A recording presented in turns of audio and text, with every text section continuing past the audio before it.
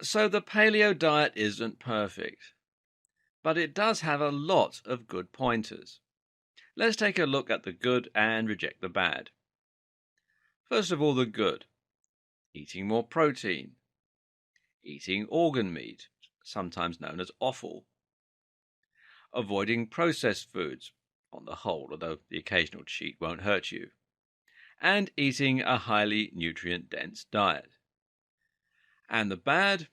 Well, believing that you can completely forget about calories, potentially eating too much fat, related to the above point, impractically avoiding milk and bread for mistaken reasons. So, what you're going to do essentially is start thinking less in a subtractive sense and more in an additive sense. If your main aim is to feel healthier, more energetic, and stronger, then you should be seeking out nutrient dense foods. A pleasant side effect of this is that you'll be better sated.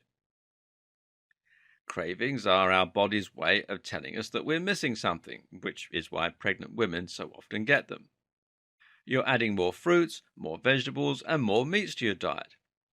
Especially start trying berries and more exotic fruits. Remember, we didn't evolve in the countries we live in now. And look for nutrient gold mines, some marine plants, for instance, or organ meats. Smoothies, while high in sugar, are fantastic sources of vitamins and minerals, and a lot of the most energetic and productive people I know swear by smoothies. If you're worried about the sugar, then aim for vegetable smoothies instead. Eggs are also fantastic. They're one of the only complete amino acid sources, meaning that they contain all of the types of protein that the human body needs. They're also high in choline, which is used to make the neurotransmitter acetylcholine. Acetylcholine is used in the brain to allow communication between neurons. Anyone who has ever experimented with so-called smart drugs will know that they're often recommended to replenish their brains with choline to avoid headaches, and eggs are the best place to get this. But nootropics can also cause damage by causing neurotransmitter imbalances. Why not just go straight for the real thing? At the same time, you can also start avoiding things that are obviously just processed food with no nutrients. Avoid empty calories like chocolate bars, soda drinks, ready meals, and meats that have been so mushed up so many times that they're unrecognizable. Don't worry about avoiding bread and milk. You can consume less of them if you like, but don't be so strict as to make this diet difficult to stick to. Some people like the paleo diet because it's simple and only has one easy rule. If you're finding all this a bit complicated, then try this rule. You can only eat foods that you could hunt, forage, or farm. That one extra line is going to bring us into the modern age and help make your diet lots more convenient. While we're doing all this, you should find that you naturally start to eat healthier, and this begins to reduce your snacking behavior. You'll also naturally be getting fewer carbohydrates, while we're still eating bread. Things like cake, fries, and chips are out of the equation. And that means you'll be consuming less sugar too. And that in turn means you're going to burn more calories, and this will be helped by a number of different nutrients, such as L-carnitine, found in eggs and other things, that causes the body to become more efficient at burning fat. Now we're thriving on all the things that the body is designed to thrive on, but we're augmenting that with some healthy modern foods like bread and milk. But it's still worth keeping an eye on calories, if your goal is weight loss. Don't consume huge amounts of fat if you're trying to lose weight, because you'll be packing a ton of calories into your diet.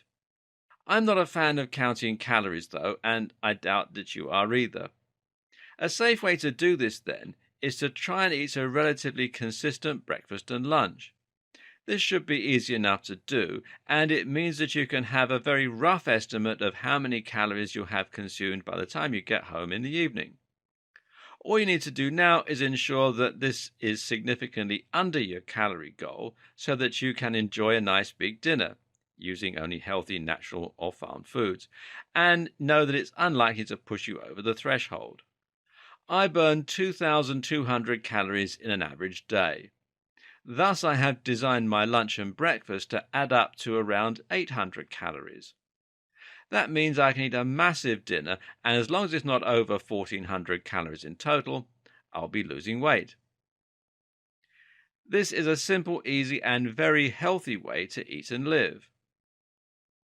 Know that you should find that eating even a quasi paleo diet means that you're automatically consuming more protein and more saturated fat and less carbohydrates.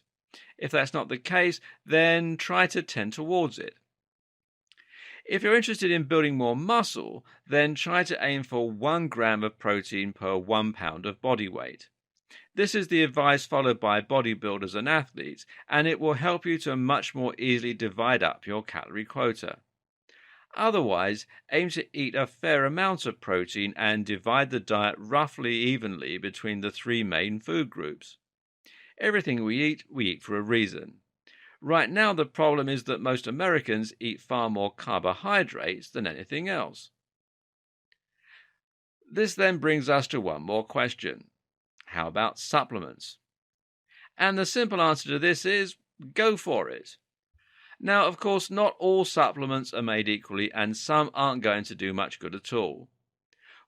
What's more is that getting your nutrition from your diet will always be superior.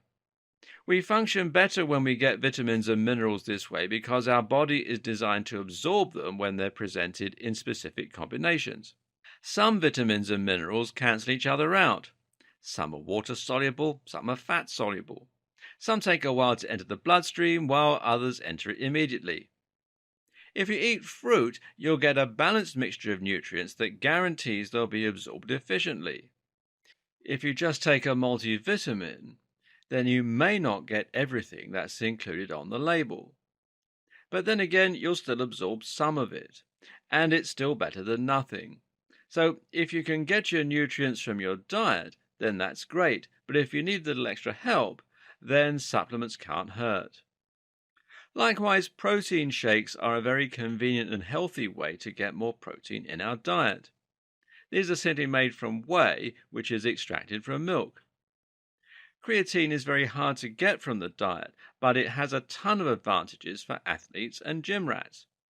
Again, don't throw out the baby with the bathwater. Processed foods are bad, but that doesn't mean that everything man-made is bad.